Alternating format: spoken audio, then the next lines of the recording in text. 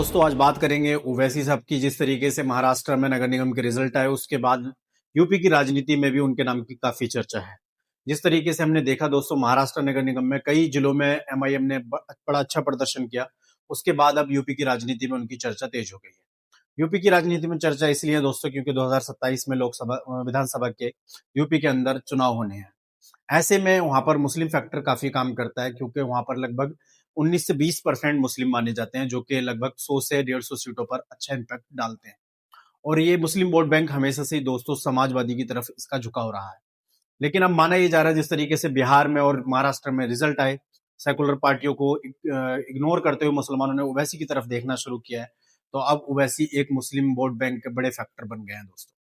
इसी वजह से जब महाराष्ट्र में रिजल्ट आए तो कई लोगों ने चर्चा ये छेड़ दी कि यूपी की जो राजनीति है उसमें कितने जो है इफेक्टिव साबित होंगे ओवैसी या उनकी पार्टी। पिछले दिनों दोस्तों अखिलेश यादव ने समाजवादी पार्टी की एक बड़ी मीटिंग की जिसमें कि उसके सारे ही विधायक सांसद शामिल हुए और 2027 की रणनीति पर बात हुई, उसमें ओवैसी के नाम पर भी चर्चा हुई। दोस्तों जब ये मीटिंग खत्म हुई और जो अखिलेश यादव के चाचा हैं शिवपाल यादव, वो बाहर निकले, जब मीडिया ने उनसे बात की और उन्होंने ओवैसी के नाम पर उनसे सवाल किए तो उन्होंने साफ कहा कि समाजवादी पार्टी को ओवैसी की जरूरत नहीं है, हम हमेशा से ही अपने दम पर यूपी में सरकार बनाते हुए आए हैं। लेकिन दोस्तों ये किसी से छुपा नहीं है, जिस तरीके से तेजस्वी यादव को ओवैसी को करना बहुत भारी पड़ा बिहार के अंदर, तो समाजवादी को भी यूपी में बहुत भारी पड़ सकता है ओवैसी को इग्नोर करना।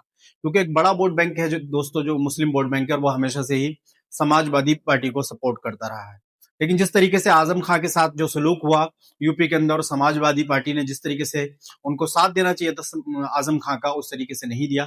इससे भी पहले इस चीज से भी काफी ज्यादा मुसलमान यूपी के अंदर नाराज हैं। और अब एक ओवैसी को इग्नोर करना, क्योंकि ओवैसी को मुस्लिम कम्युनिटी के जो नौजवान तबका है वो काफी पसंद करने लगा है। और 100 से 150 सीटें ऐसी हैं जहां के ओवैसी हार और जीत के फैक्टर बन सकते हैं।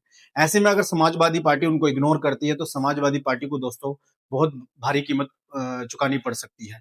क्योंकि विधानसभा चुनाव में दोस्तों जो जीत का मार्जिन रहता है ज्यादातर सीटों पे, वो 5 से 10 हजार रहता है।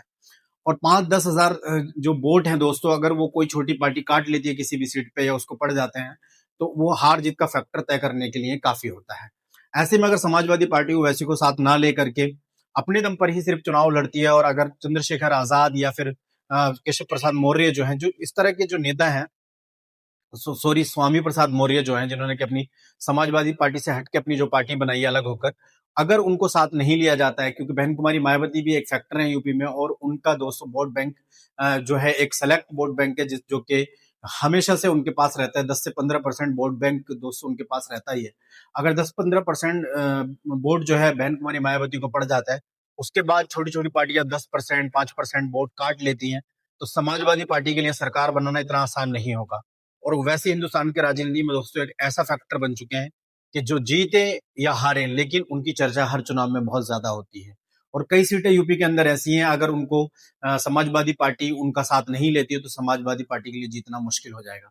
दोस्तों आप क्या सोचते हैं, अखिलेश यादव को इन पार्टियों को अपने साथ लेना चाहिए यूपी के अंदर? नहीं, कमेंट बॉक्स खुला है, अपनी राय दें। Thank you so much.